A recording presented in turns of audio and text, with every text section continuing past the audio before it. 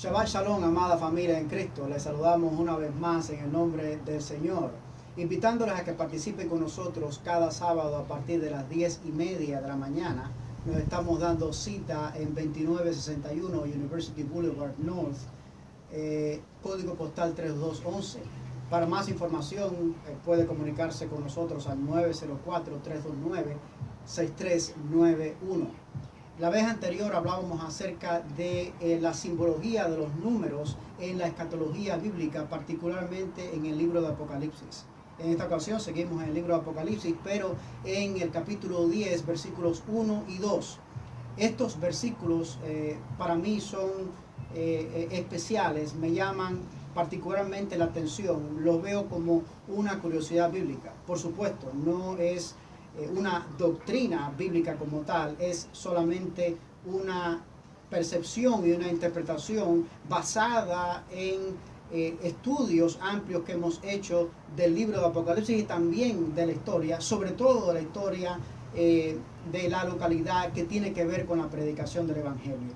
Vamos a ver el versículo 1 del capítulo 10, dice: vi descender del cielo a otro ángel fuerte, envuelto en una nube, con el arco iris sobre su cabeza, y su rostro era como el sol, y sus pies como columnas de fuego. Versículo 2. Tenía en su mano un librito abierto, y puso su pie derecho sobre el mar, y el izquierdo sobre la tierra.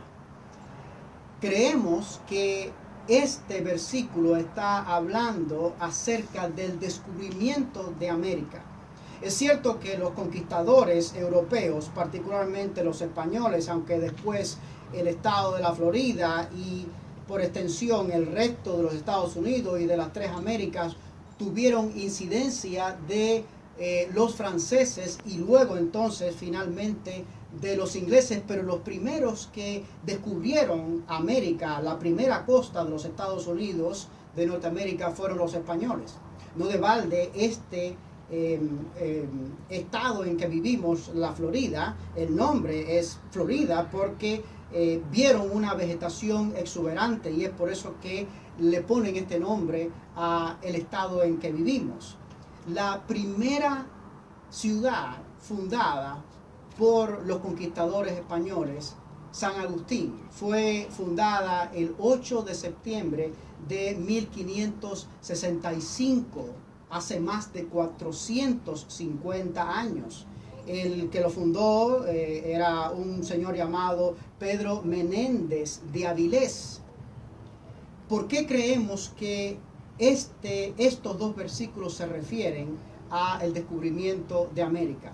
Bueno, la primera simbología que necesitamos prestar atención es a la que se refiere al ángel. En el griego, ángel es una terminología que no necesariamente se refiere en una forma específica a un ser celestial de los siervos de Dios, no de aquellos que fueron engañados, la tercera parte que fue engañada por Satanás, sino de los ángeles de luz que todavía sirven y alaban continuamente al Señor. La palabra en griego es angelion y quiere decir mensajero, nada más y nada menos.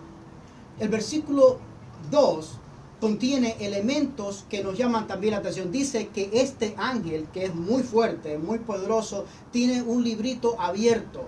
Este librito abierto creemos también por la simbología escatológica que se refiere al Evangelio, es decir, la palabra de Dios.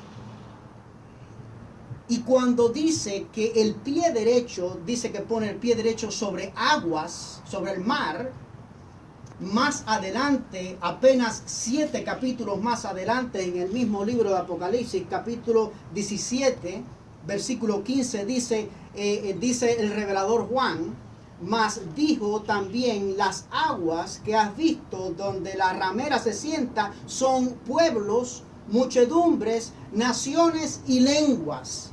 El contexto en que se da el descubrimiento de las Américas tiene que ver también, precedido a esto, con una persecución terrible, horrenda, mordaz contra aquellos que disentían con la iglesia oficial de aquel momento. Ahí podemos pensar sobre todo en la Santa Inquisición, que mató más personas, particularmente cristianos, que ninguna otra dictadura y tiranía en la historia de la humanidad.